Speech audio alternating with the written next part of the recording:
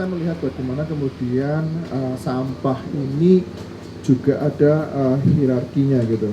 Jadi kalau kita melihat ini bisa didaur ulang, ini mempunyai value, ini mempunyai nilai, ini bisa membuat uang dan sebagainya, dan ini tidak bisa. Jadi saya melihatnya itu lebih kepada politik. Jadi politik dalam artian bagaimana kemudian kita memilah, mengkategorisasikan, memberikan sebuah nilai dari sampah itu sendiri gitu, sehingga ada sebuah hierarki gitu. Dan itu bukan hanya hierarki ke dalam benda, tapi juga ke manusianya gitu. Jadi itu terkait dengan kelompok ini bisa mempunyai value, kelompok lain tidak mempunyai nilai gitu. Jadi lebih ke situ, ke ketarikan lebih luasnya relasinya. Jadi kalau orang melihat daur ulang itu proses yang kemudian linear, kita buang ini stepnya seperti ini, tapi di film saya mencoba untuk melihat bahwa daur ulang itu tidak bersifat kemudian linear, jadi lebih ke sporadis. Dan sporadis ini yang kemudian dengan dalih bahwa kemudian daur ulang. Jadi kenapa kemudian sampah-sampah ini bisa masuk ke Indonesia dan sebagainya itu atas nama daur ulang. Karena kalau ngomong masalah recycling itu kan orang selalu istilahnya menganggap itu sebagai hal yang positif gitu. Hal yang positif di negara utara, tapi kemudian di negara-negara selatan itu menjadi sesuatu yang kemudian menjadi dalih aja untuk membuang sampah mereka, dan kemudian ya tidak tanggung jawab, maksudnya langsung aja dilempar kemudian dengan dalih bahwa kemudian ini akan dibuat daur ulang, nanti akan digunakan lagi dan seterusnya.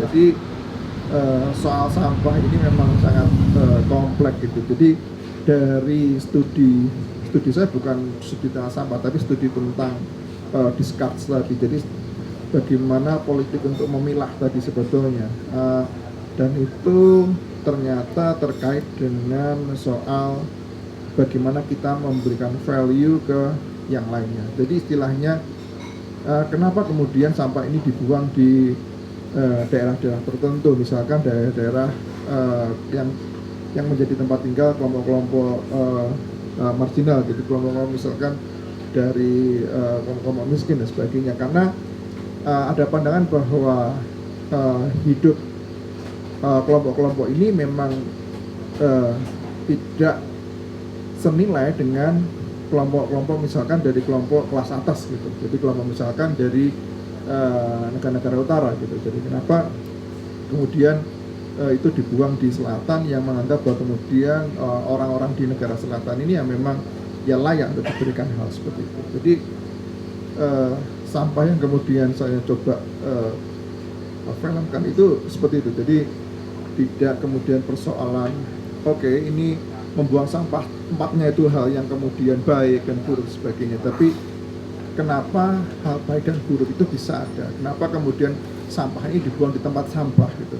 Jadi tempat sampah itu apa sih kemudian gitu. Dan lebih luasnya tadi bahwa kemudian kita bisa menarik bahwa ini sebetulnya masalah politik untuk memilah saja gitu, dan itu bisa ditarik lebih luas lagi untuk mengkategorisasikan, membuat sebuah hierarki, dan kemudian hierarki ini mencerminkan hierarki terkait dengan ras, etnis dan sebagainya.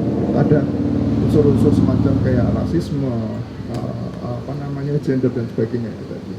Jadi sampah ini hanya sebuah kunci untuk melihat struktur yang lebih luas lagi gitu. Kira-kira seperti itu. Oke, terima kasih Mas Yuda atas penjelasannya. Jadi seperti yang kita bisa tangkap rekan-rekan sekalian, bahwasannya ada politisasi ya dalam kata recycle atau daur ulang, bahwa ada permainan di situ. Kita mungkin bisa dibilang seperti judul filmnya Mas Yuda ya, recycle. Kita dijajah gitu. Kita dijajah oleh kata-kata recycle, oleh kata-kata daur ulang, bahwasannya daur ulang itu belum tentu baik gitu, bahwa kita itu sebetulnya diberikan sampah-sampah tersebut gitu untuk dikelola. Kenapa kita pada akhirnya dianggap pantas untuk mengelola sampah-sampah tersebut, sementara negara-negara yang lain itu negara-negara bagian yang lain itu tidak. Nah mungkin sebelum nanti Mas Yuda bisa menjelaskan kenapa kok Paga gitu, apa yang Mas Yuda akhirnya temukan di Paga, apa yang mungkin menarik tentang Paga gitu pada akhirnya sampai menjadi suatu film. Kita mau ke Pak Wawan dan mungkin Bu Yuli, silahkan siapapun yang mungkin mau berpendapat ya. Tadi kan Mas Yuda sudah menjelaskan tentang sebetulnya daur ulang ini juga bisa dikatakan ya mungkin sedikit penjajahan gitu loh bagi kita. Nah, kalau dari Pak Wawan atau Bu Yuli sendiri merespons adanya daur ulang atau mungkin merespons tentang pengelolaan sampah itu seperti apa gitu. Tadi kan mungkin Pak Wawan punya statement bahwa kalau kita menjaga alam, alam akan menjaga kita, seperti itu. Nah, jadi mungkin silahkan dari Pak Wawan dan Bu Yuli ada yang mau berpendapat dari penjelasannya Mas Yuda atau mungkin sedikit menjelaskan juga tentang film-film yang ada atau berkomentar tentang film-film yang ada, monggo silahkan. Kalau mau merapat ke sini monggo, Pak Wawan dan Bu Yuli. Cek.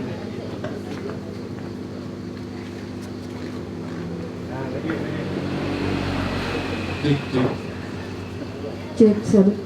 Cek. Bella, ini Bu Yuli. Biar Mas juga. Kurang, udah aman ya.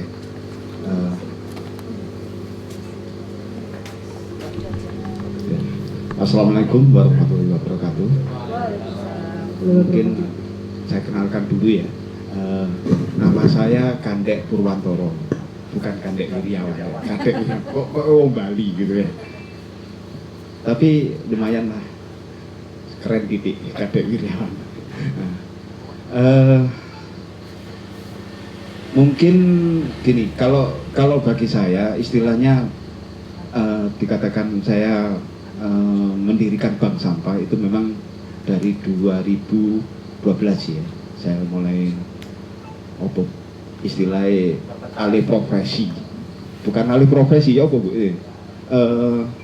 Istilahnya kita mulai memikirkan gitu loh, karena memang kita ada di lingkungan Batu ya, mungkin akibat apa ya istilahnya kita terenyuh, orang ini terenyuh, prihatin ya, prihatin ya, itulah prihatin karena memang kita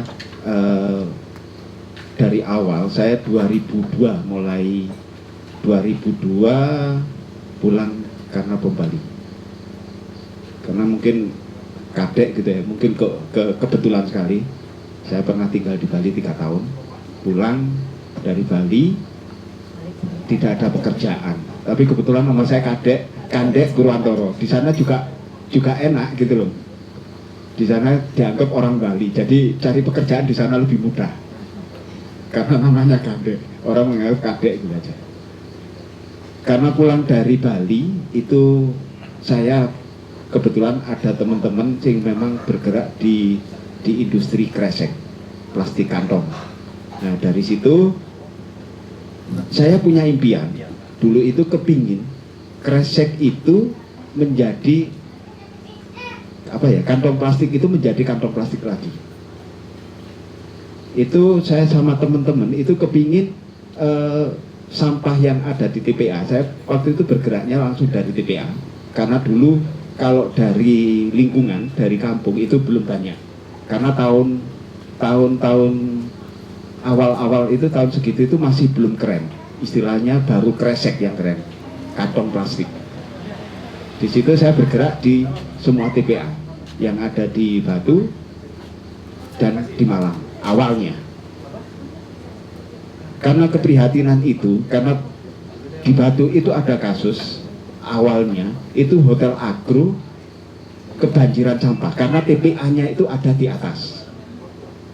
atasnya hotel agro itu ya. Jadi waktu longsor itu mengotori hotel itu. Nah dari situ kita kebetulan waktu itu kita teman-teman di agro banyak. Jadi solusinya ya opo. Nah kemungkinan kresek ini dijadikan kantong lagi yang lebih besar. Apa wis ya? Kalau di hotel Bastel gitu ya biasanya. Nah itu kita kepingin waktu itu sama teman-teman. Saya awalnya itu ada bikin CV. Wah keren bikin CV gitu ya. CV Alam Bina Karya. Waktu itu kepingin bikin kresek karena kita punya teman pabrik kresek, ya kan? Itu menjadi kantong. Nah itu didasari dari situ. Terus bertahun-tahun kita bergerak di situ. Kalau dari film tadi kita bener-bener mungkin bukan bener-bener lumayan lah, karena di Pagak itu adalah tempatnya sampah, maksudnya dari plastik yang kecil-kecil tadi, sisa dari industri itu dulu kita pilah juga, kita ngambil dari sana juga, tapi yang sudah terpilah untuk disetorkan ke pabrik. Kebetulan pabriknya itu teman dekat saya juga. Waktu itu memang belajar dari mereka yang di Singosari, dan itu kita datangkan. Terus bergerak lagi sampai tahun 2005-2006 kita mulai bekerja sama, karena saya punya mesin itu tidak jalan. Jadi saya bergerak dengan teman-teman waktu itu Kampung Inggris di Pari. Itu dasarnya dari sana. Saya punya link dari teman-teman Kampung Inggris karena di situ banyak yang dari luar kota. Jadi karena saya paham plastik, maksudnya saya menguasai satu jenis plastik waktu itu, namanya PP atau identiknya polipropilen ya. Karena memang di Malang sini itu untuk pengolahan PP itu terbesar dari daerah-daerah lain. Nah, di situ saya mulai bergerak membuat pos-pos dari teman-teman tadi dari Kampung Inggris itu, ada yang di Tulungagung, Madiun, hampir seluruh Jawa Timur. Itu teman-teman saya ajari caranya milah, ya kan? Nanti kita setor ke Singosari, atau rencananya saya kepingin bikin pabrik sendiri, maksudnya penggilingan, karena saya punya mesin penggiling. Ternyata lebih rumit lagi dan tidak mampu untuk mengelola keuangan karena nilainya besar sekali. Akhirnya saya bekerja sama dengan penggilingan, ya, beberapa penggilingan itu untuk membuat komitmen kerjasama. Gitu. Akhirnya berjalan mulai tahun 2007, 2008 ya Bu ya. Tahun 2008 itulah mulai setelah krisis ya waktu itu ya. Setelah krisis itu plastik udah mulai keren. Kalau dulu saya mulai tahun 2002 itu belajar mesin itu masih bahasa, kalau nggak bahasa Jerman, Italia ya, itu bahasa Cina. Ya dari situ saya bingung, iki lek nerjemahno piye gitu loh. Karena memang kita nggak ada dasar, nggak ada basicnya di situ. Wah, kesulitan untuk cara mengelola mesin ini. Nah, di situ mulai ternyata 2007 itu sudah banyak yang membuat mesin giling, mesin apa itu dasarnya yang dari emberan. Kalau emberan itu udah keren dari dulu. Tapi kalau untuk jenis daun, istilahnya kalau di dunia plastik jenis kresek-kresek ini kantong, ya itu daunan. Nah, itu baru keren 2007-2008. PPA itu masih belum banyak yang namanya plastik. Dulu yang sasetan itu kan belum banyak. Setelah tahun 2007 itulah mulai bermasalah karena banyak saset. Nah, itu sampai sekarang yang bermasalah itu kan saset. Di situ mulai kita kenal, mulai penggiat lingkungan ya, mulai teman-teman dari aktivis itu lumayan banyak yang kenal. Permasalahan-permasalahan ini disampaikan, ya apa caranya ngelola. Akhirnya kita settle di perdaunan tadi yang istilahnya daun tadi. Terus setelah tahun 2008 itu 2000 sampai 2012 ya Bu ya, kita masih pembinaan teman-teman tadi itu mulai beralih karena sudah banyak industri pengolahan plastik, mulai di Tulungagung, Madiun, Sulu itu udah mulai banyak. Surabaya apalagi persaingan makin ketat. Nah, saya berpikir iki kerja keliling ya, kita bawa truk itu kadang nggak dapat hasil karena sudah permainan sudah mulai luar biasa. Jadi teman binaan saya ini sudah menjadi rival saya, jadi rival di pabrik karena keuntungan memang minim. Karena dulu plastik yang dikatakan tadi 1000, kita mencapai 1000 itu jarang sekali. Kita kirim, ya kan, dari Tulungagung sampai Malang, itu kita hitung-hitung ongkos terus rugi terus. Akhirnya saya coba gini, di Batu sampah banyak, ya. Terus dari teman-teman penggiat lingkungan itu waktu itu teman-teman bilang gini, saya sampai ingat sekarang, gimana caranya kita menjaga. Jadi kalau kita istilahnya tanam pohon gitu ya, orang hanya menanam penghijauan itu, tapi tidak pernah berpikir gimana kira mengklaster tempat itu biar tidak nanti kalau terjadi kebakaran, ya itu terbakar semua. Itu teman-teman dari lingkungan ya, dari penghijauan atau apa. Nah nanti itu kita bikin sama teman-teman, diajak ke atas ke hutan itu waktu penghijauan, ada banyak orang menanam. Itu kita malah menanam kecubung. Tahu bunga kecubung? Itu karena kadar airnya tinggi, jadi kalau orang penghijauan itu kan nanam gitu ya, kita sekat pakai kecubung. Nah dari situ saya berpikir gini, kalau di Batu ini banyak yang membuat hotel, membuat restoran, ini sampahnya juga banyak. Jadi nanti kita kerjakan adalah sampah yang di lingkungan saja. Jadi kita membuat sekat itu sama dengan tadi, kita membuat cara nih bank sampah. Jadi saya istilahnya terinspirasi gini, kalau bank sampah itu tujuannya adalah untuk mengedukasi, untuk kita apa ya istilahnya berinovasi di situ. Caranya ya opo gitu loh.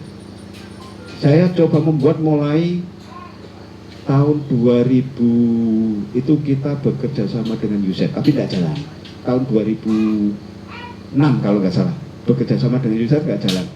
Bekerja sama dengan Karang Taruna nggak jalan.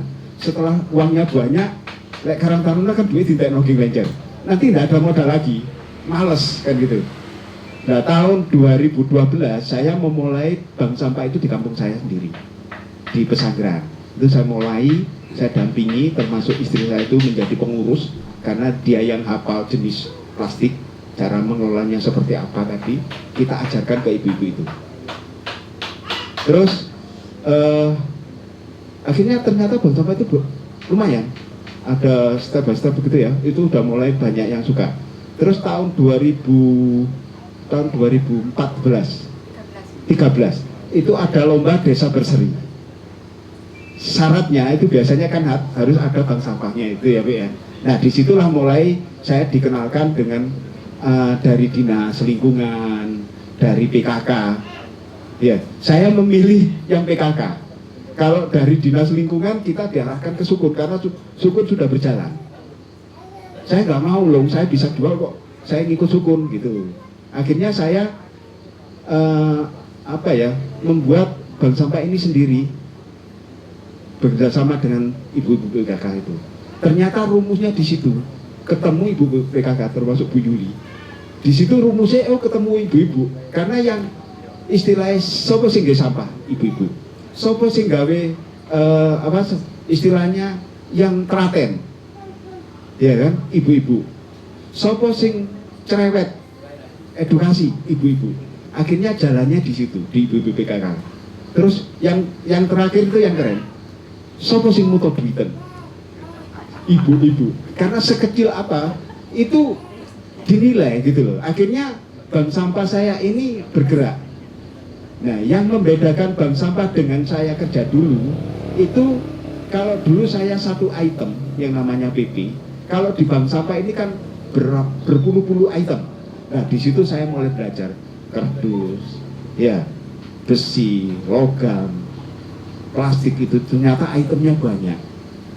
Jadi mulai tahun 2012 itulah saya mulai belajar. Sebenarnya masih baru lah istilah jenis-jenis plastik itu. Ternyata banyak sekali. Nah di situ yang membuat perbedaan kita dengan teman-teman rombeng, ya, teman-teman pemulung. Kalau pemulung istilahnya rombeng itu yang diambil hanya dagingnya, ya kan? Nah, dagingnya itulah sing nilainya tinggi. Nah, itu yang diambil. Makanya banyak permasalahan di bawah. Di TPA yang saset, yang dimuli dulu itu yang apa, yang refill itu enggak mau karena nilainya rendah. Nah, di bank sampah semuanya diterima. Mulai kresek, beling, itu saya juga belajar dari mereka. Guru-guru saya itu adalah orang-orang Madura. Sing pemulung kan terkenali Madura, ya kan ya. Bos-bosnya rosokan itu orang Madura. Itu bilang gini, beling lek siji le, lek sak pecah apa sak siji loro iku menek sikil. Tapi lek sak truk ya, iku menek lambe le. Gitu. Nah, saya berpikir itu. Akhirnya beling itu saya terima. Jadi semuanya saya tampung. Jualnya kalau sudah 1 truk itu langsung ketemu pabrik. Kalau istilahnya sak kilo, 2 kilo, nanti kan ketemu rombeng. Rombeng enggak mau. Sampai sekarang rombeng itu ditawari beling enggak ada yang mau. Kecuali botol yang nilainya tinggi, anggur, botol bir bintang, itu baru mau. Tapi sing koyo botol-botol yang nilainya rendah, piring, ya gelas, enggak ada yang mau. Tapi saya sampai sekarang enggak apa-apa, bank sampah itulah yang membedakan. Itu karena hampir semuanya diambil. Tapi kalau rombeng memang enggak mampu, karena apa? Rombeng rata-rata bawa sepeda. Ya, sarana prasarana itu sangat penting karena memang harus kita pikirkan juga. Ya, kalau kita bawa pickup semuanya bisa naik. Tapi kalau bawa motor enggak bisa. Operasional kita tinggi. Disitulah yang membedakan. Akhirnya bank sampah ini menjadi keren karena bisa diterima masyarakat. Semuanya bisa. Itu paling tidak nanti apa ya istilahnya, sekarang ini beberapa kali saya tawarkan anak-anak muda mungkin dari mahasiswa ini kan berpikir ke depan ya, ini jarang yang mau.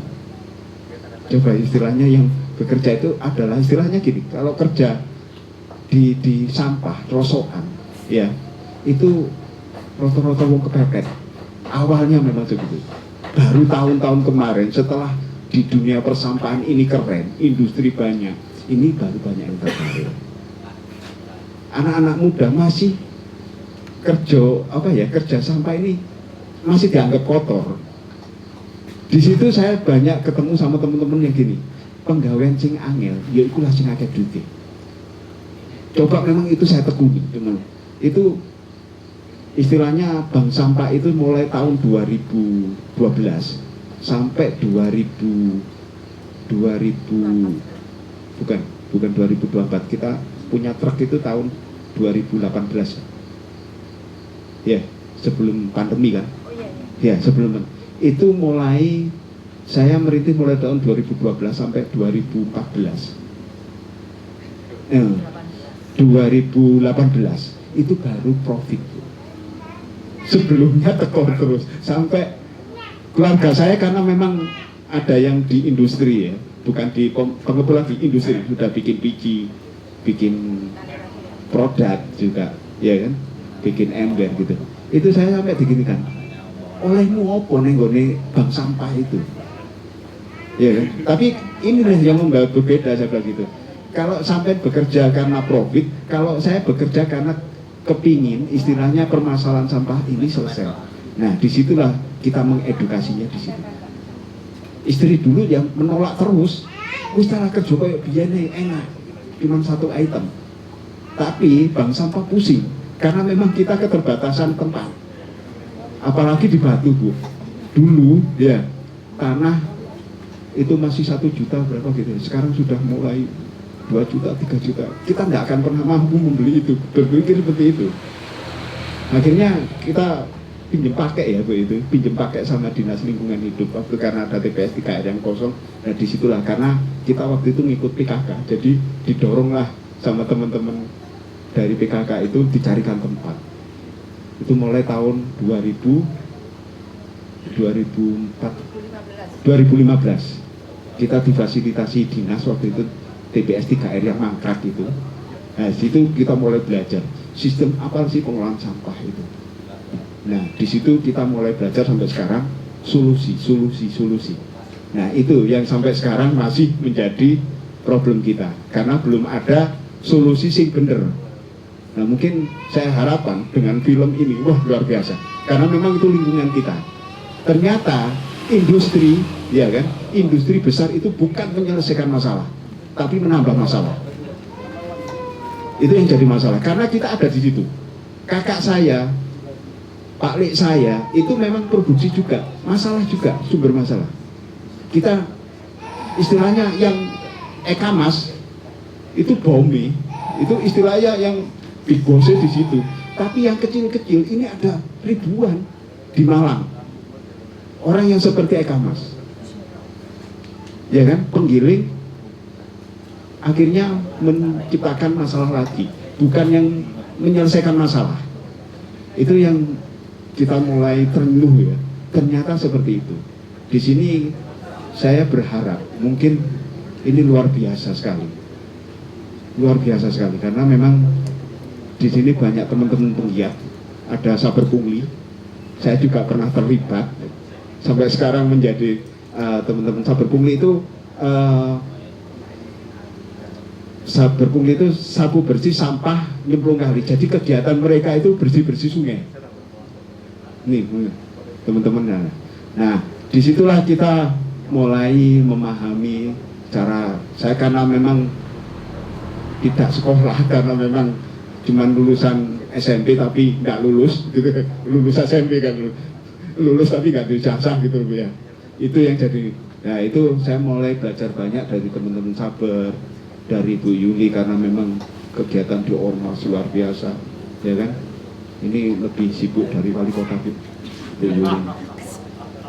Ini salah satu penggiat bank sampah, ya Mbak Yuli ini ya, sing ngompori konco-konco nih, teman-teman PKK ini, bank sampah. Saya tinggal begitu selesai Mbak Yuli edukasi, ya kan, sosialisasi saya yang ngambil, saya yang masuk. Dan alhamdulillahnya gini, dulu saya sendiri karena tidak ada pengumpul yang lain, karena rombeng-rombeng tidak ada yang mau, pengumpul itu. Sekarang sudah mulai banyak, sudah ada 4 pengumpul, bisa yang sekarang aktif ya, yang biasanya dikirim itu lebih banyak lagi.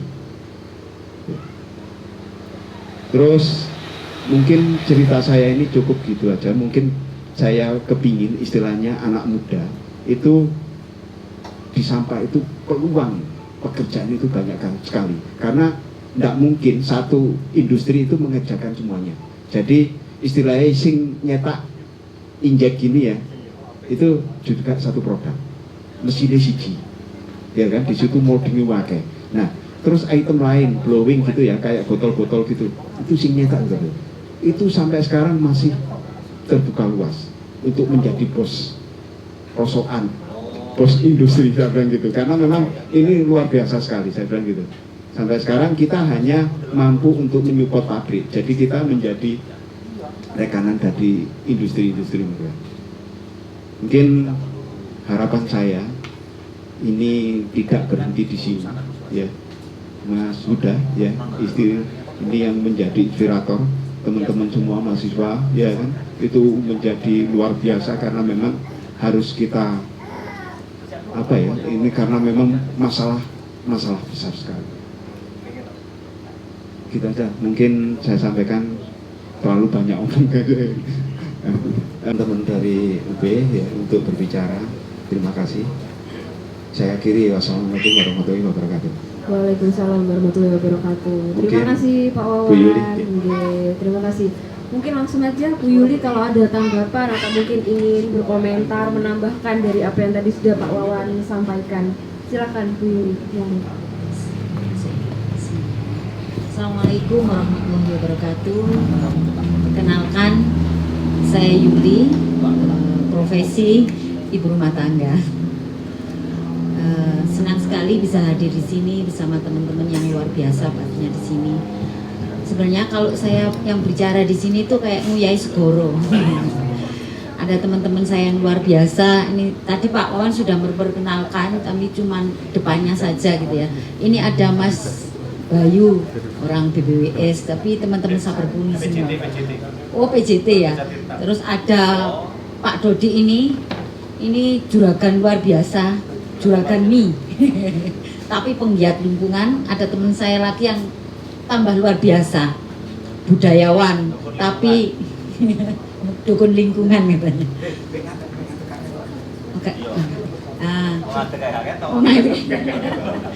Karena terlalu tinggi orangnya. Gitu ya. Terima kasih menanggapi lihat film tadi luar biasa dan ya mengerikan saya gitu. Tapi sempat tadi Mas Yuda bilang bahwasanya dipagak karena sampah kita impor sampah, padahal sampah di Indonesia sendiri kalau dibilang mau menyelesaikan juga nggak akan selesai gitu ya. Jadi mengerikan sekali. Padahal baru kemarin saya ini sama teman-teman Saber itu mengunjungi TPS 3R itu di Kota Batu ini, memilah pun masih tidak ada pemilahan yang secara rinci dan jenis-jenisnya gitu ya. Jadi kenapa kita harus mau impor, tapi karena itu tadi politisasi sampah gitu ya. Jadi karena kita sebagai manusia ya dari lahir sampai mati menghasilkan sampah. Jadi film tadi mungkin itu boleh nggak kira-kira film itu di share gitu supaya ada juga greget atau masyarakat untuk menjadi kalau sampah itu seperti ini ya. Jadi yang peduli itu tidak sedikit tapi semakin bertambah. Saya cuma mau tanya aja, apakah di sini pastinya semua karena melihat sampah yang begitu mengerikan, kepedulian. Nah, kalau ibu-ibu tadi Pak Wawan bilang, ibu-ibu yang menjadi garda terdepannya untuk lingkungan. Tapi kalau tidak ada peran bapak-bapak atau laki-laki, saya kira ya berat kalau hanya ibu-ibu. Sampah itu tidak dihasilkan oleh ibu-ibu saja. Nah, saya mau tanya aja yang sepakat di sini. Kira-kira ada nggak yang bawa kantongnya tutung rokok? Kan saya lihat ngerokok semua. Tutung rokoknya ada nggak yang disapu gitu? Kan nggak ada kan? Ini Mbak. Ini. Besar. Dari semua ini cuma Cak Mat aja ya? Yo nek pas Pas iling. iya. Pasti yang sering saya perhatikan adalah kalau bapak-bapak, saya sekarang koreksi bapak-bapak dulu. Habis ngerokok, kalau nggak ada tempatnya putung rokok, pastinya gini. Ini kan? Buang. Nah itu, soalnya dulu waktu saya melihat suami saya sendiri, waktu pas ngerokok di depan rumah, itu saya sengaja nggak saya sapu, saya biarkan. Paling nggak 1 minggu saya lihat. Itu sampahnya siapa? Kalau ibu-ibu disuruh, ayo ibu-ibu yang gerakannya memilah sampah, mengurangi sampah, tapi bapak-bapak sendiri dengan enaknya gitu aja gitu ya, buang sampah di situ. Saya suruh nyapu sendiri, coba itu ya disapu sendiri untuk sampahnya sendiri. Tapi karena seperti itu, jadi mari kita sama-sama ya. Jadi kalau bapak-bapak ya buang putung rokok ya di tempatnya, kalau nggak ada ya kayak kita mau habis makan permen ya kita saku gitu aja. Jadi itu mengurangi. Saya kira kalau 1 orang, 2 orang, 10 orang akan mengurangi lah limbah yang ada di sini. Jadi film tadi menginspirasi sekali, bahwasannya saya membayangkan ketika itu ada di daerah saya. Jadi seandainya sampah itu datang diimpor dari sana tapi ditaruh di daerah saya, apa jadinya? Tadi juga yang ngambilin nggak pakai masker, nggak pakai sarung tangan. Nah, udara tadi Mbak sempat katakan bahwa udara di lingkungan tersebut sangat buruk sekali. Nah, itu orangnya tuh bilang saya sakit darah tinggi, diabetes, macam-macam. Nah, itu mungkin memang mereka tidak merasa itu dampaknya kan jangka panjang. Jadi tidak 1 hari 2 hari langsung mungut sampah atau memilah sampah langsung kena, itu tidak. Tapi kan sudah dilakukan kira-kira tadi berapa tahun? 30 tahun. Nah, dan 30 tahun itu kan berarti sudah 1 generasi kurang lebih seperti itu. Jadi kita berharap sih mungkin di Pagak jangan sampai terjadi di daerah lain gitu ya, mungkin cukup di Pagak, tapi ya mungkin itu adalah harus ada campur tangan pemerintah ya tentunya. Nggak usah dilarang, ada larangan atau himbauan atau apalah yang melarang adanya impor sampah begitu. Nah, kalau terkait dengan memberikan edukasi kepada masyarakat, memang itu prosesnya sangat panjang dan saya melakukan itu dari tahun 2009. Saya mengajak ibu di lingkungan sekitar saya saja, bahkan itu sulit sekali. Saya belanja membawa kantong sendiri, itu pun dibully. Gaya tok blonjorono yang gue wanting. Tapi enggak apa-apa, saya diem aja, saya cuek aja. Saya lakukan, terus saya juga sambil bisik-bisikin yang tukang sayurnya, coba Mbak, sampean biasanya setiap tahun itu kan ngasih persenan ke yang customernya, yang pembelinya itu ya, dikasih apalah kayak gitu. Coba kasih mereka anting yang untuk mereka belanja lagi. Oh iya Mbak, terus sampean kan sudah hemat juga, berapa kantong kresek yang sampean keluarkan untuk membeli itu? Oh iya wis dicoba, pernah dicoba itu. Diberilah hadiah anting yang untuk pakai ulang lagi, mereka belanja. Ya awalnya memang sulit, tapi meskipun sekarang tidak semuanya membawa, tetapi paling tidak merubah perilaku mereka. Oh ya, ada yang membawa, dari yang belanja 25 orang, yang bawa 10 itu kan sudah luar biasa buat saya gitu. Nah, mengurangi pun juga begitu, bawa tadi. Terus memilah pun juga susah. Karena apa, satu hal adalah kita mengedukasi masyarakat untuk ayo pilah. Tetapi ketika sudah dipilah, buangnya jadi satu. Ya sudah, alah Mbak, dikono dibuang jadi sijek. Buat apa saya pilah, kan seperti itu. Jadi bahkan saya pun sampai saat ini tetap menghimbau atau mengajak masyarakat di lingkungan terkecil saya paling tidak memilah sampah organik, anorganik, residu, bahkan B3 pun saya pilah. Jadi kebetulan ada tetangga yang mengolah limbahnya untuk pakan maggot. Jadi yang sisa makanan ya saya kresekin, saya taruh ada di depan rumah itu, ada tetangga yang ikut juga di situ, saya silahkan, ada komposter dan ada bank sampah, bahkan ada teman yang mau terima. Saya punya bersama teman-teman di komunitas UDU namanya, komunitas usaha daur ulang. Hari ini sampai minggu besok ada pameran di Balai Kota, kalau mau berkunjung silahkan. Jadi ada memanfaatkan limbah. Mungkin itu saja dari saya. Terima kasih sekali Mas Yuda yang sudah memberikan pemaparan film ini tadi, sangat menginspirasi. Jadi membuat saya kemarin yang sempat luntur semangatnya sekarang menjadi lebih semangat. Terima kasih, kurang lebihnya saya mohon maaf. Assalamualaikum warahmatullahi wabarakatuh. Dari tanggapannya Bu Yuli ini ada yang menarik bahwa ya bukan hanya wanita atau ibu-ibu ya yang harus diedukasi untuk mengelola sampah, memilah sampah, tapi juga pria gitu. Karena penghasil sampah itu bukan hanya dari rumah tangga atau dapur saja Bu ya, tapi ya rokok dan lain sebagainya gitu. Itu yang berasal dari kebiasaan pria, itu mungkin juga bisa menghasilkan sampah seperti itu. Nah, ini sebelum kita kembali lagi kepada pemateri-pemateri seperti mungkin Pak Wawan, Bu Yuli, dan juga Mas Yuda terkait bagaimana mereka menanggapi film, terutama Mas Yuda ya, dalam produksi film tersebut, tentang Pagaknya sendiri. Ada yang ingin mungkin bertanya atau ada yang ingin mungkin ada yang ingin disampaikan gitu terkait dengan ya apa yang sudah ditayangkan ataupun cerita-cerita dari para pemateri hari ini. Mungkin dari teman-teman Sabers Pungli ya tadi ya, mungkin ada yang mau disampaikan juga atau ingin berkomentar atau sekedar cerita-cerita, monggo silakan. Assalamualaikum warahmatullahi wabarakatuh. Salam lestari. Ya. Kenalkan, nama saya Mat Berlin, panggilan akrabnya. Iya, panggilan saya. Dari komunitas Gerakan Sapu Bersih Sampah Nyemplung Kali. Jadi apa yang disampaikan teman-teman tadi cukup luar biasa. Memang bahwa sampah adalah salah satu komoditi budaya baru bangsa kita dan juga di dunia.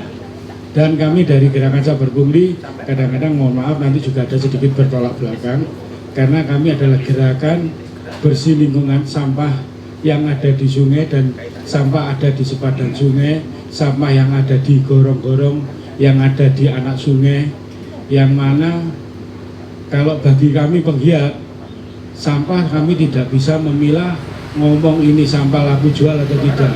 Berbicara early warning, bagaimana kita tanggap bencana, semua adalah harus dibersihkan. Nah, gitu. Jadi karena apa? Salah satu Batu ini adalah topografinya adalah daerah agraris, yang mana anak sungai dan sungai berantas sebagai hulu yang melintas 17 kota kabupaten. Ini di tagline kami adalah stop sungai bukan tong sampah. Jadi kenapa?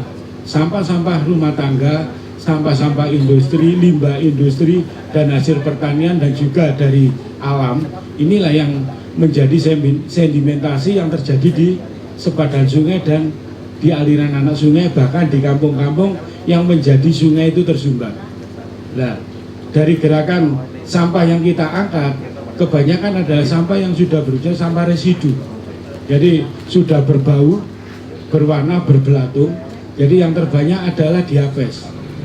Jadi diapes ini yang sangat banyak, begitu diangkat, ada popok ibu, ada pembalut wanita, mana yang perawan, mana yang tidak perawan sudah kelihatan, dan belatungnya juga sudah mana yang besar dan tinggi. Loh ya betul. Nah ini kan kita ngomong sampah, kalau sampah laku jual, bagi kami penggiat lingkungan bertolak belakang. Kami tidak melihat laku jual. Lingkungan harus bersih. Dan gitu kan. Jadi gitu. Jadi lingkungan harus bersih. Bagaimana kemarin terjadi bom sampah, terjadi itu 31 Agustus di Batu penutupan TPS. Kami bergerak pada tanggal 31 September 2017 sampai sekarang sudah 180 sekian minggu. Jadi tertutup pandemi, kalau dengan tidak pandemi sudah 300 sekian tiap minggu. Dari kita mengajak teman bank sampah, PKK, penggiat lingkungan, masyarakat adat untuk mengkonservasi lingkungan. Karena apa? Ternyata irigasi yang ada ternyata di sini dengan pendangkalan, bagaimana nanti pembagian air irigasi, terus juga sumber-sumber mata air yang sudah banyak yang hilang. Karena apa? Sampah-sampah yang terjadi. Jadi ada orang yang rekreasi di tengah hutan.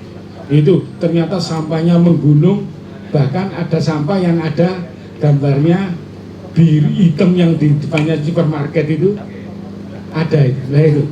Yang ada mereknya STRA itu lebih banyak, sampai kaget saya. Loh ini tempat-tempat konservasi kok banyak gini lah. Ini sampah-sampah itu yang terjadi. Jadi juga gitu. Belum nanti di sepadan sungai ini sudah menjadi banyak rumah-rumah yang dulu sungai sebagai alat transportasi dan punya sejarah panjang, hari ini menjadi tong sampah.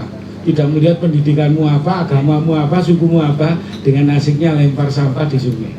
Nah ini, jadi itu. Dan tidak terpilah. Nah, kita mengajak orang-orang memilah, tapi setelah dipilah yang laku jual, yang tidak laku jual, dengan asiknya kita membersihkan sungai, di atasnya melempar sisa sampah yang dibuat. Belum. Ini sering terjadi. Jadi bagaimana kita suruh ambil? Kadang-kadang kita panggil, kita suruh ambil. Sampai nggak malu ini membuang sampah di pinggir di sungai ini. Nah, itu. Ya karena apa? Banyak masyarakat yang dilintasi, apalagi berantas ini sebagai hulu yang dengan elevasinya cukup, sampah dari Batu yang Malang yang tergenang, dan gitu kan. Yang pernah nggak teman-teman memilah sampah kali itu dijir, ditimbang, dikeringno dadi duit? Kan tidak pernah. Nah di sini dibutuhkan apa? Juga tempat. Salah satu bagaimana terjadi munculnya sampah-sampah ini karena tidak ada regulasi yang kuat. Jadi tidak ada regulasi yang kuat. Akhirnya muncul seperti terjadi bom sampah di Batu, TPA tertutup, tidak ada TPS, masyarakat suruh milah, ternyata tidak diambil oleh pemerintah atau pengambilannya lambat, terbuanglah di pinggir jalan. Nah ini. Setelah di pinggir jalan muncullah pihak ketiga hari ini, dibuang. Gak usah dipilah mas, sudah 20.000 per bulan. Jadi Batu tadi, ngapain zaman memilah capek-capek? Sampah itu dibuang bukan dipilah mas. Itu bagi outsourcing sampah itu, ngomongnya gitulah. Akhirnya Ibu Mbak Yuli, Mas Wawan dan yang lainnya, kami ini akhirnya buat apa kita mengedukasi? Kenapa? Sudah nanti biar saya bawa 20.000 per bulan, sampai taruh di sini, saya ambil. Nah, ini akhirnya menjadi industri kan. Bagaimana kita berbicara lingkungan sehat, keluarga sehat? Nah ini air jernih, kualitas air. Nah inilah, itu digerakkan kami dengan teman-teman yang pelaur. Jadi kami ini tidak ada organisasi yang terbentuk, jadi OTB, tapi bergerak bersama dengan 55 komunitas yang bergabung di sini. Jadi tiap minggu mengadakan gerakan, kegiatan, edukasi. Ya ini tadi, lek pas wayahe sampah nyemplung kali iki sapa sing gelem tuku. Nah inilah, ini juga harus kita pikirkan kan. Kalau memang sing kertas, kalau sampah kering taruh depan rumah, kalau nggak ada bank sampah pemulung itu cukup, bisa duit, bisa seru. Tapi begitu sampah organik, sisa dapur ini tadi. Nah itu, bagaimana kita mengelolanya? Organiknya ini, sisa dapur aja bahasanya Mas Dodi, sampah bosok. Tadi bagaimana kita memilah sebelum memasak dan setelah memasak itu tadi. Ya ini di bak tempat cucian ini. Nah ini sisa apa? Sisa makanan. Nah, ya kalau di situ ada peternakan babi dan bebek. Kalau nggak ada, ya memang kalau peternakan babi satu kresek 20.000. Nah itu. Ya kalau nggak ada, solusinya, iya 10.000 dan itu. Dulu sempat 20.000 masih belum ada bom sampah. Nah, inilah. Jadi kita juga berharap mungkin nanti teman-teman ayo sama buat film lagi tentang mengangkat sampah yang ada di sungai, sampah yang digorong-gorong, sampah yang digot. Karena sampah yang ada di anak sungai ini adalah supermarket, nggak akan terjual. Kenapa? Di situ ada kasur, di situ ada meja kursi, dan itu di situ ada bantal. Nah itu, siapa yang mau menjual? Gerakan semua dibersihkan dibawa ke TPA. Nah TPA diolah siapa? Itu sudah residu. Dan itu, nah ini berbicara sampah yang memang bisa terjual. Dari gerakan ini berbicara zero waste. Jadi bagaimana nol sampah di setiap kota. Kenapa ada kota punya aturan dan yang lainnya? Itu memang yang kuat adalah aturannya. Singapura diatur tidak boleh membuang sampah, tapi di Batam sampai tergeletak. Oh Singapura dia tetap buat, mari numpak kapal di Balerang yang buat saya naik. Jadi, ya itu karena aturan. Kalau memang aturan mengikat dengan kuat, otomatis masyarakat punya kesadaran. Jadi memilah sampah adalah sebuah alternatif. Bagaimana saking gregetenin delok sampah ini.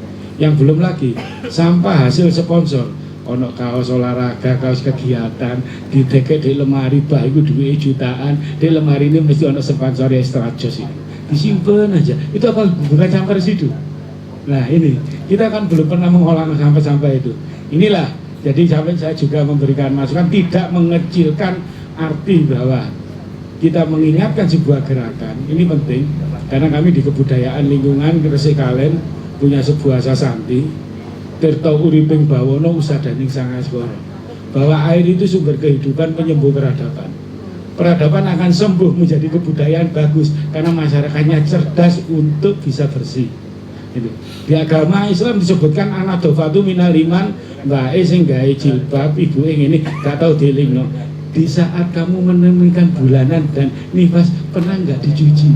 Jangan sampai membaca syarat temanmu di sana dengan dibuang semena-mena, kepingin mlebu surga dhewe tapi kancane gak oleh mlebu surga. Saya selalu ngomong berbicara lingkungan, agamamu apa, sukumu apa nggak peduli. Yang penting ayo kita bersihkan lingkungan saat itu dengan kesadaran. Nah inilah. Jadi mari kita sama-sama karena ke depan adalah kita berkeinginan negeri kita ini negeri yang makmur, yang tidak bebas sampah. Akhirnya sampah Indonesia bisa dibuat dengan negara liya. Timur lah sekarang jadikan lumbung sampah karena bukan bagian Indonesia guyonannya gitu. Biar dia mengolah sampah. Bukan Indonesia yang menerima sampah, gitu. Menerima sampah akhir sing kedatangan penggiat lingkungan. 17 kota kabupaten Batu, Malang hanya sampah ditemui waduk. Tapi begitu ngomong ke Kediri, airnya yang menjadi irigasi, sampah apapun yang masuk, kualitas airnya, terus di situ ada pencemaran pabrik dan yang lain sampai Sidoarjo. Nah, ini juga sampah yang besar karena teman-teman ahli Haji Berantas, kami tergabung dengan KSM dari Komunitas Penggiat Sungai. Ini se-Jawa Timur 17 kota kabupaten, permasalahannya memang sampah. Di saat memilah memang molek, kono datai Yuna, sakilo, Yutun, seprapat, untuk metune sakmene. Tapi begitu sampah yang di lingkungannya, yang menjadi residu ini, pernah dihitung dan ditimbang. Ini kan belum pernah.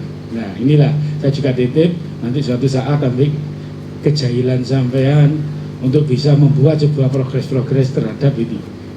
Jadi kemarin buat water forum yang saya ikuti di YouTube dok, karena sampai Bayu nggak dibudalno kan itu. Itu ya ini tidak dibudalkan kembali. Jadi itu yang terjadi.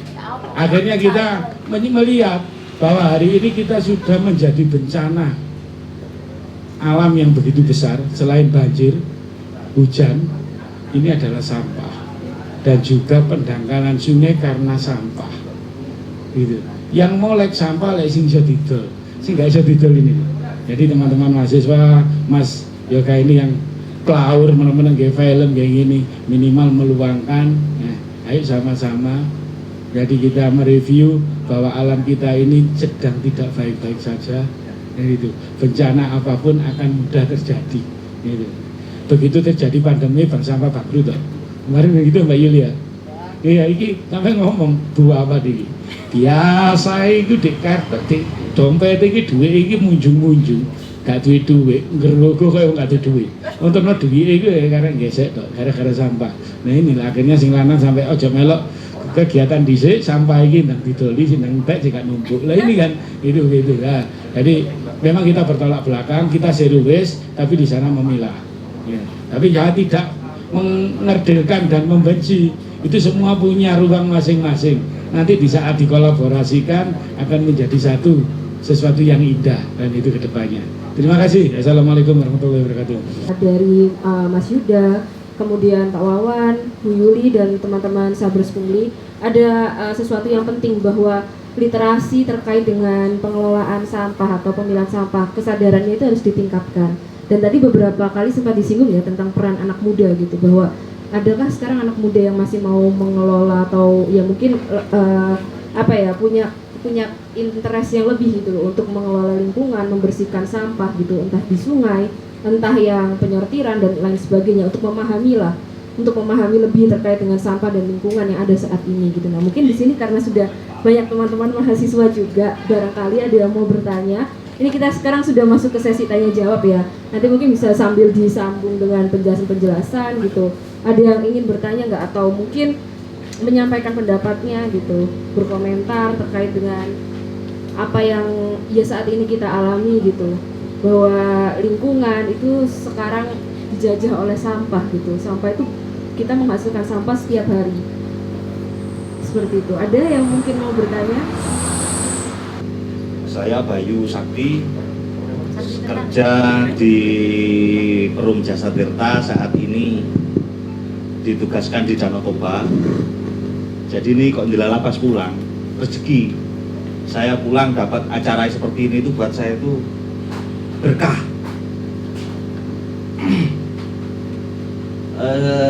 Yang pertama saya mau tanya ke Mas Wawan, sekitar tahun 2022, bulannya saya lupa, tapi saya ingat sebelum saya ditugaskan di Danau Toba, Mas Wawan itu pernah cerita ke saya, beliau itu, nanti tolong diceritakan Mas Wawan, karena ini ada muatan ideologisnya Pak Yuda. Beliau ini dulu itu pernah disuruh untuk berhenti melayani, atau ya melayani, kalau saya bilang melayani bank sampah. Beliaunya itu ditarik, direkrut, mau pokoknya untuk memberesi sampah impor, tapi beliaunya itu menolak karena alasannya itu kalau saya melihat ideologis. Selain memang ada muatan bahwa nanti aku terlanjur masuk ke bisnis sampah impor, sampah komunitasku nanti siapa yang ngurus, pertanyaannya begitu. Tapi nanti mohon yang ini diceritakan Pak, karena ini menjadi satu rangkai yang penting yang disampaikan oleh Pak Yuda dan filmnya tadi. Kemudian yang kedua saya ingin tanya ke Pak Yuda. Pak Yuda, saya tadi waktu jenengan paparan, saya belum menyimak latar belakang ilmunya jenengan apa. Apa sinematografi, apa ilmu politik lingkungan, atau ilmu bisnis. Tetapi saya melihat di tengah sengkarutnya sampah impor kok bisa masuk ini, padahal di Undang-Undang Lingkungan Hidup itu setahu saya sampah impor itu dilarang atau dilarang, diizinkan dengan syarat kalau tidak salah. Itu bagaimana kalau misalnya simulasinya, mungkin ada teman-teman mahasiswa bisnis yang di sini atau administrasi niaga, bagaimana simulasinya kalau sampah impor yang dari Slovenia, dari Belanda, dari Amerika, dari Kanada itu di stop. Apakah pabrik-pabrik industri plastik di Indonesia itu masih bisa bertahan, masih bisa merekrut tenaga kerja, memperkerjakan karyawan, masih bisa menyumbang PAD dan sebagainya. Kemudian di film itu tadi saya ingat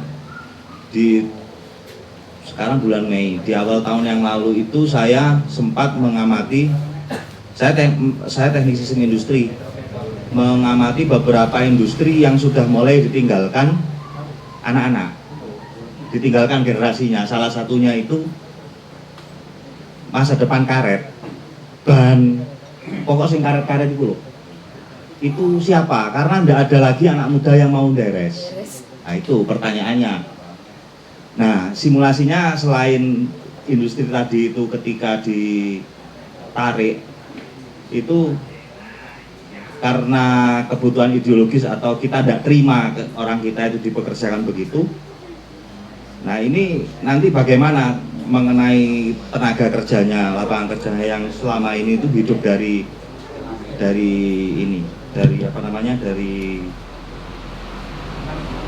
plastik, apakah masih bisa hidup dan masa depannya industri daur ulang kita itu bagaimana. Nah saya tidak hanya ingin ngomong, saya ingin ngasih sumbangan saya itu, saya punya data komposisi sampah di Kota Batu. Jadi yang disampaikan oleh videonya Pak Yuda tadi, penelitiannya Pak Yuda, Mbak Yuli, dan Mas Wawan itu, tadi itu kan kita hampir melihat sampah itu sampah yang nggak bau, sampah anorganik, sampah yang keluar uangnya. Itu beberapa sampel di Kota Batu itu, yang pertama data sampelnya Sabers Pungli saat gerbek TPS tanggal 11 Agustus 2023. Sampah organik, yang sampah tadi itu yang keluar uang itu 17,33%. Yang sampah daur ulang itu 17,33, berarti 20% tidak ada. Nah yang 30%-nya 29,33 itu sampah residu. Sampah residu ini sampah residu sudah nggak bisa diapa-apakan. Nah justru yang 53,33% itu sampah organik, sampah bosok itu 53,33. Itu datanya Sabers Pungli. Kemudian Pokmas Mandiri Sampah di RW saya kemarin waktu TPA itu ditutup, kami bingung, akhirnya saya bikin saya bikin dengan teman-teman TPS 3R. Aku urunan, saya keluar uang 5 juta, serius Mas Yuda. Aku urunan wis gayen duwe kira, saya bilang gitu. Tak cukup nopo dana toba kono. Itu Mas Justo ketuanya saya tanya. Nah ini kelemahannya ketika sampah itu ditangani oleh kelompok masyarakat, sampah itu tidak pernah ditimbang, Mbak Yuli. Sehingga dia perkiraan aja. Perkiraan dia itu 60% organik itu kompos, 60% organik, 20% non organik yang terpilah daur ulang, kalau bahasanya sampean 20% residu. Kemudian data rekod sampah di desa Junrejo, TPS lingkungan, sumber dari Mas Burhan Malik kasih pemerintahan. Organik itu menurut catatan dia itu 55 sampai 60. Anorganik itu 20 sampai 30, residunya 15 sampai 20. Terus data rata-rata Kota Batu dalam komposisi sampah di Kota Batu, kajian pengelolaan sampah rumah tangga Kota Batu tahun 2018, lebih ngeri lagi, organiknya itu 71%. Plastik 16,75, yang tadi jadi masalah impor kita itu loh, itu hanya 16,75 sebetulnya. Makanya ketika sampah impor itu dihentikan temenan, pabrik plastik Mas Pion dan kawan-kawan arek-arek Darjo, Boro-Boro itu sesok gawe ya, gitu loh. Ya saya pun tidak terima urusan itu, tapi kalau misalnya memang kita dibenturkan dengan demikian itu temenan lah, gitu loh. Dan sampah kertas itu sampah plastiknya 16,75, 15% dure titik, sampah kertas 12,33%. Jadi kira-kira di data ini sampah organik itu juara separuh lebih. Terus ada lagi datanya anak magang. Nah, ini mumpung IDW kumpul tak ceritani. Jadi anak magang ini Oktober 2023 saya minta ke Mbak DLH, mahasiswa magang Prodi Teknik Lingkungan di UB, di TPS Giripurno. Sampah sisa makanan dan daunan itu 66,94%. Sampah kertas, kayu, kain, tekstil, karet, plastik, logam itu 28,8. Itu sampah sendiri dua itu, Mbak. Yang tadi saya bawa daftar harganya Bank Sampah Jogja itu. Gelas kaca dan lain-lain 4,26%. Kemudian ada lagi, intinya itu pokoknya sampah sisa makanan matang dan kawan-kawan itu IDW senang selamatan, ater-ater, rioyo itu, bahkan kita itu sampai buang-buang, kalau menurut saya sih buang-buang ya, kelomanan. Kita itu punya banyak juara masak itu apa? Ibu-ibunya, jadi menganggap dirinya itu makanannya paling enak, kadang nggak tertakar. Mentek-entekanin entek manen bebek itu 62,05%, kayu 0,72, lalu daun-daunan seperti itu. Plastik itu di 15,8, kertas di 9, di kain itu yang disebutkan Cak Mata itu, yang kertas apa? Kaos partai dan kawan-kawan itu, kaos Extra Jus itu 1,71%, karet kulit itu 1%, logam itu 0,2%, gelas kaca 2%. Jadi kira-kira itu potret sampah kita itu. Artinya selain saya ingin menunjukkan bahwa sampah kita itu, organik kita itu sebenarnya tidak terlalu seberapa memang volumenya. Jadi kalau misalnya dibuat industri betul itu untuk mengangkat pendapatan itu nggak nendang kalau nggak impor. Saya tuh mau bilang begitu tapi nggak tego, tapi tak tego-tego. Tapi di sisi lain Mas Dodi, organik sampah organik ini uang, sebetulnya uangnya itu ada di sini Mas Dodi. Nah Mas Dodi kan mau bikin pengolahan sampah organik. Aku melu, engkau tak uruni sahamku piro. Saya yakin itu yang memecahkan bangsa Indonesia dari masalah sampah. Karena yang menjadi masalah sampah mambu, lindi, iku yo, iku. Lah itu aja. Ini apa itu? Bakso itu kan sampah itu. Iya kan? Itu sampah kita. Jadi itu saja Pak Yuda, terima kasih atas inspirasinya. Terima kasih Mbak, itu saja. Assalamualaikum warahmatullahi wabarakatuh. Silakan siapa dulu yang mau mungkin langsung menjawab, Pak Yuda, Mas Yuda atau Pak Wawan dulu. Assalamualaikum, kembali lagi ya. Mungkin ini hanya menjadi istilahnya mungkin bagi teman-teman mungkin memang luar biasa. Karena gini, di keluarga saya, alhamdulillah semuanya hidup dari rosokan, terutama keluarga istri saya. Jadi bos saya itu Pak Leknya istri saya. Dari keluarga memang dari awal 4 orang ini mendirikan usaha pengelolaan sampah PP tadi, yang polipropilen tadi. Dinasti. Pengusaha ya, monopoli. Dari keluarga saya itu memang saya anggap luar biasa karena memang memulai karir persampahan itu karena ya tadi ya, wong gelem kerja sampah itu karena apa ya istilahnya apa bu ngarani terpaksa karena ngelak pegawaian karena memang minim pekerjaan. Itu awalnya di situ. Dia memulai karir dari sampah industri. Jadi sisa pabrik kresek pabrik plastik yang Sido bangun itu. Memulai karirnya di situ. Sampah dari Bentul. Industri ya. Nah, dari situ ternyata kresek ini banyak permasalahan karena memang nggak mudah untuk paling istilahnya gini, paling susah itu mengelola kresek karena memang panasnya paling tinggi. Jadi untuk menjadi produk itu memang paling susah. Istilahnya di dunia kami seperti itu.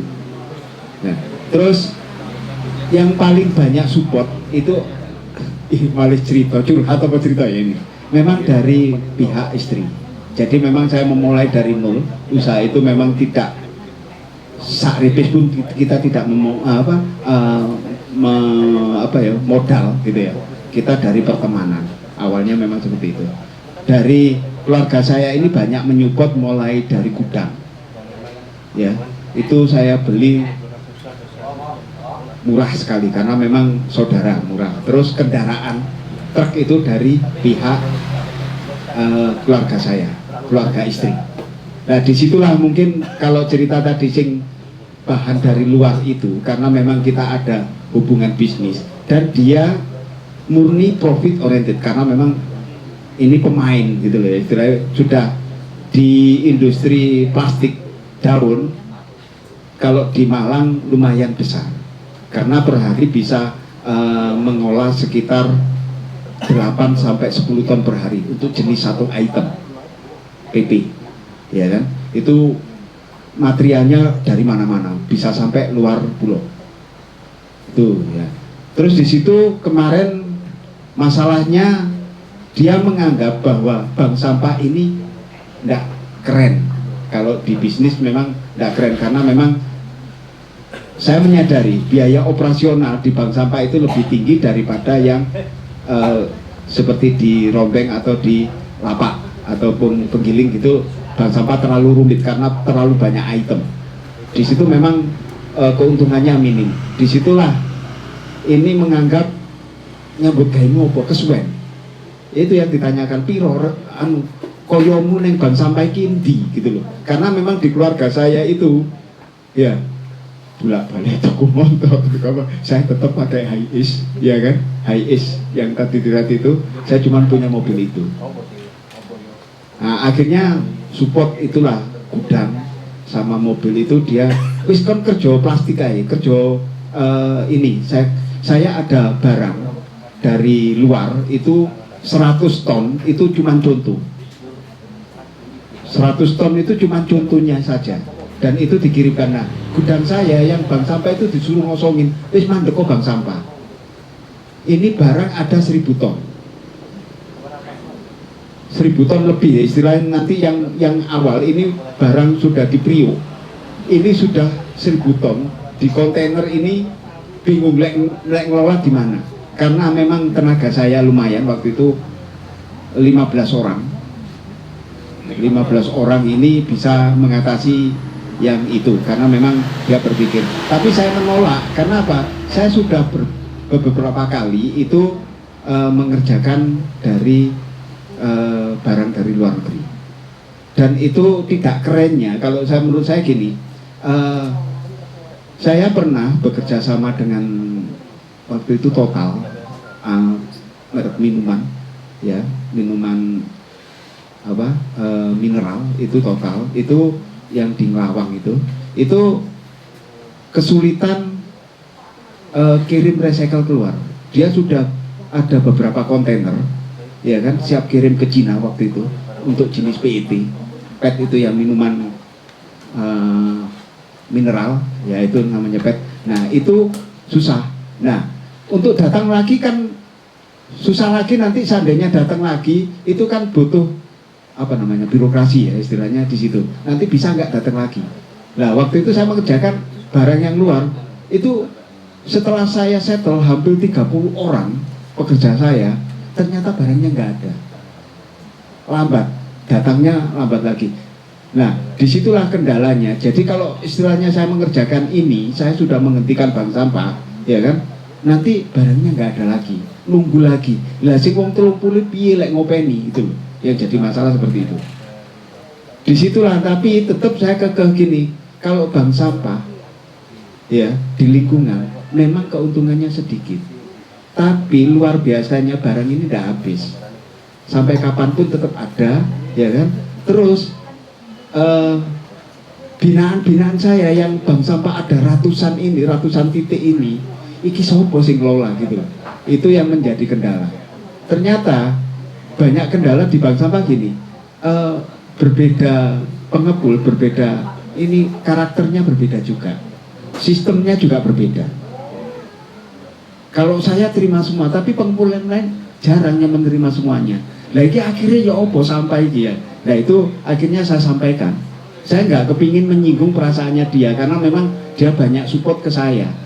Awalnya saya bekerja sama Haji Amin waktu itu, pakliknya istri saya itu modal berapapun kita dikasih. Nah, saya juga takut maksudnya itu menyinggung perasaannya. Akhirnya saya tolak seperti itu. Kalau alasan saya barang dari luar ini loh, Cak, saya bilang gitu. Saya manggilnya masih Cak, masih Paklik gitu ya Cak. Ya gitu. Cak lagi saumpomo kita mengelola sampah dari luar itu kan tidak sama dengan tadi loh pagak Kamas itu nanti sampahnya di sampean ya opo sampah yang kecil-kecil tadi yang istilahnya apa itu mikroplastik atau sampah residu yang tidak terkelola itu kita nggak akan mampu di kampung karena yang dipakai untuk menggiling ya itu satu kampung kecil gitu. Lah itu sampah sampean residu itu wah kayak temenan. Itu yang jadi masalah. Kita mendatangkan material, tapi kita nanti membuat masalah baru. Itu yang jadi masalah. Dan sampai sekarang ini PR kita. Saya juga berpikir seperti itu. Saya kemarin juga membuat batako dari plastik, dari apa itu kan sama teman-teman dari UB juga. Sing lawas-lawas, ya kan, grup B dari beta itu juga bermasalah gitu. Akhirnya sampai sekarang gantung karena memang susah nanti jualnya kemana kalau kita mengelola itu. Itu yang saya harapkan itu. Jadi kalau istilahnya kita mendatangkan sampah dari luar itu kan tidak semuanya bisa diolah. Sampahnya lagi tambah banyak lagi. Itu yang saya sampaikan. Itu mungkin gambaran saya kemarin itu sing terakhir itu dari pabrik di Bangil itu teman saya itu mendatangkan kardus ya itu ribuan ton dari luar dari Singapura juga ya itu mungkin dari Singapura. Nah itu ribuan ton kardus sekarang waktu itu harga di pabrik itu sekitar 2.000 ya. Waktu teman saya ini mendatangkan itu harganya cuma 800 per kilo. Jadi keuntungannya dia lebih banyak lagi. Itu yang saya, edan. Nah ini persaingan. Nah waktu pandemi kemarin, masalahnya waktu pandemi ya, barang yang impor itu kan tidak bisa masuk.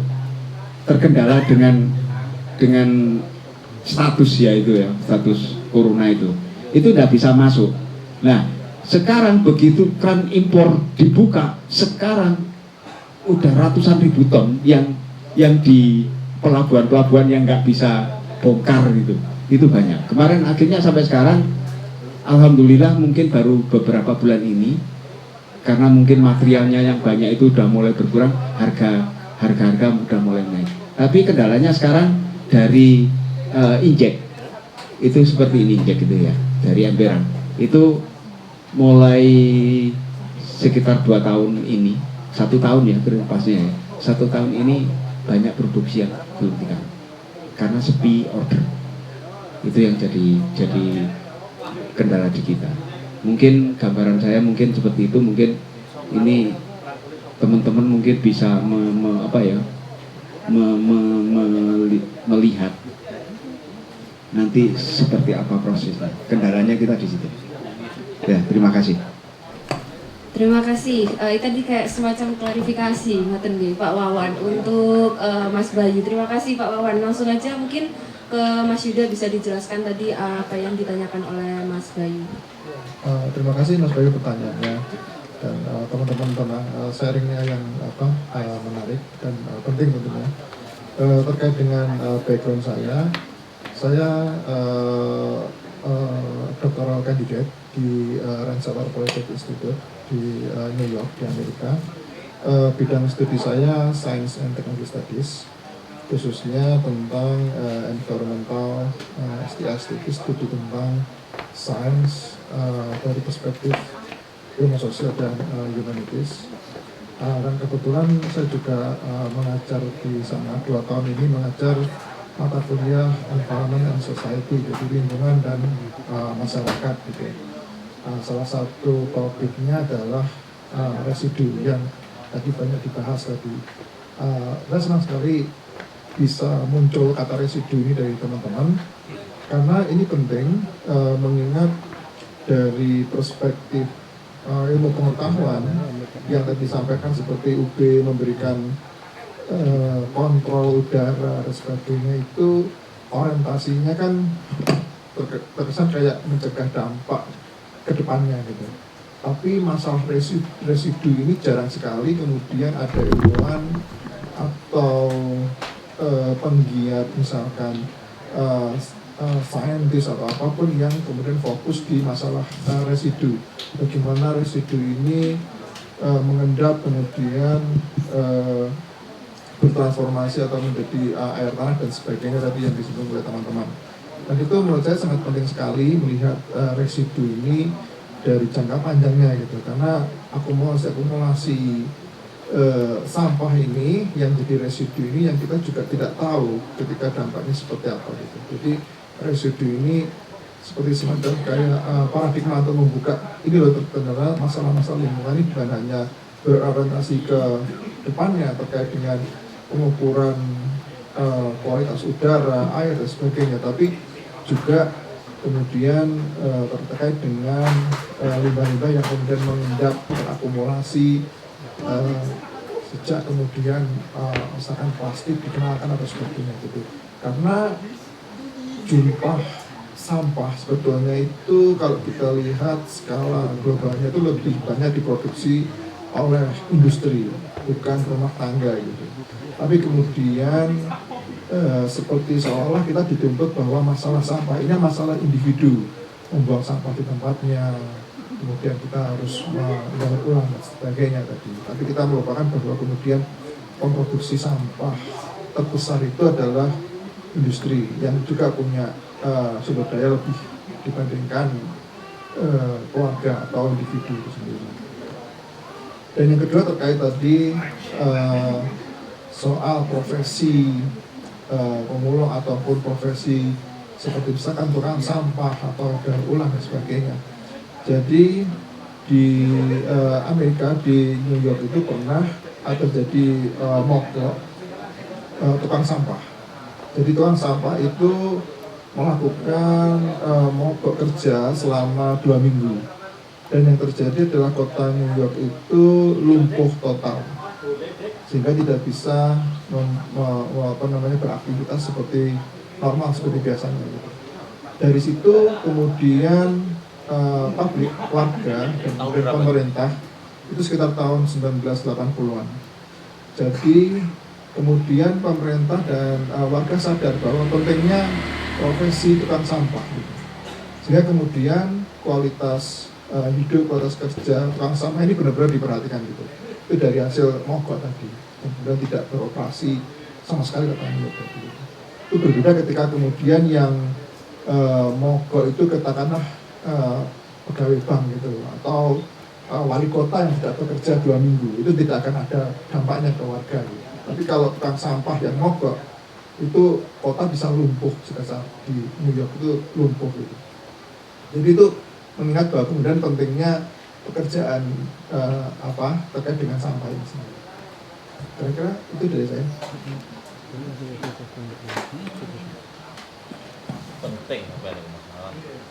Penting sampah.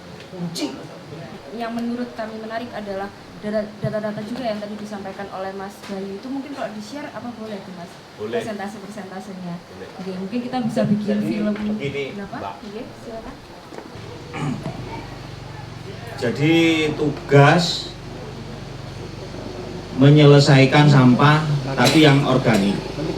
Karena yang saya pahami itu sampah itu kan penyelesaiannya ada yang pakai panas ya, diproses, butuh energi, itu ada insenerator, ada pirolisis, ada gasifikasi. Tapi ada yang pakai biologi, nggak tahu itu pakai BSF apa Mas? Lalat apa? Hangat maggot. Ada yang jadi pakan babi. Seperti di RW saya itu gempar di 4 bulan pertama itu bingung, sampah makanan itu tidak terurai Mas. Jadi satu RW itu bau sampah.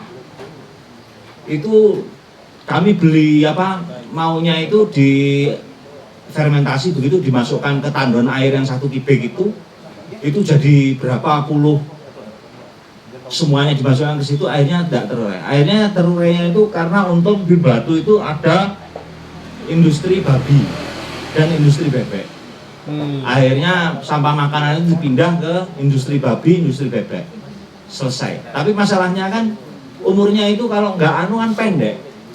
Terus bagaimana cara menyelesaikan ini? Akhirnya saya berburulah data, seminggu khusus berburu data komparasi sampah, perbandingan sampah itu, porsi sampah di Batu itu sebetulnya berapa, di Jawa Timur berapa. Ternyata itu juara kita itu bukan sampah anorganik, tapi yaitu sampah bosok itu. Nah kemarin Mas Dodi dan saya kemarin hari Senin kemarin di Piat UGM, di Rindu, Rumah Industri Daur Ulang, itu banyak menyelesaikan sampahnya insenerator itu nganggur, pirolisis nganggur. Berarti sampah yang diselesaikan itu Mas Dodi sampah bosok. Nah itu jadi uang. Nah kalau Mas Dodi punya pikiran seperti itu di Batu, aku setuju. Ya itu karena uangnya kita itu. Ojo melu-melu Mas Wawan, wis lah iku rezekine Mas Wawan. Sampahnya dhewe iki dhewe sampah organik. Apalagi kita di resto di Batu berapa, hotel restonya berapa. Belum lagi makanannya koyok Mbak Yuli, Mbak nanti. Iku pinter masak, iku gunggungan lah masak pokoknya. Itu sampah kita di situ. Jadi ceritanya begitu Mbak. Nah, urusan ini karena saya orang teknik melihat sampah itu sangat teknik sekali. Sepertinya sampah ini, saya kan teknik sistem ya, memandang sesuatu itu harus dari 4, sosial, lingkungan, hukum, ekonomi, selain teknik itu sendiri. Nah di urusan sampah ini saya melihat ini interdisipliner, ilmu apapun bisa masuk. Makanya saya tadi berharap, oh ternyata di Pak Yuda sendiri itu di Saintek yang mirip-mirip saya. Nah kalau ini ditarik dari sudut pandang ekonomi, dari sudut pandang yang lain, akan sangat menarik sekali. Kira-kira begitu Mbak ceritanya tentang data sampah itu. Nanti tak bagi saya di WA.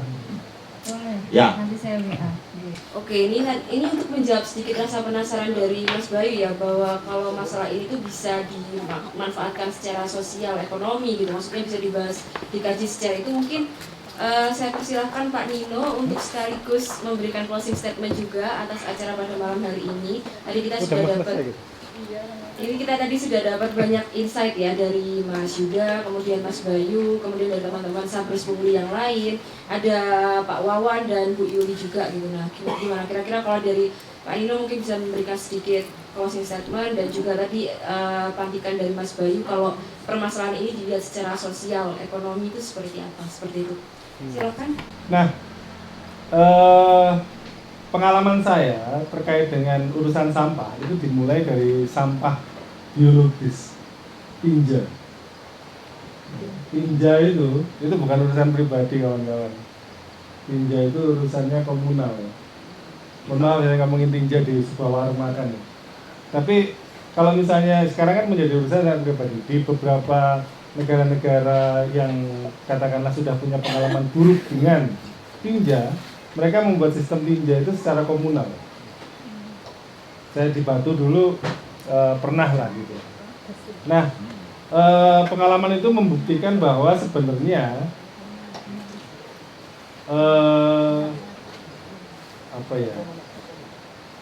kehidupan itu, kalau kita ngomong itu ada siklus gitu. Kehidupan itu siklus, nggak bisa putus gitu.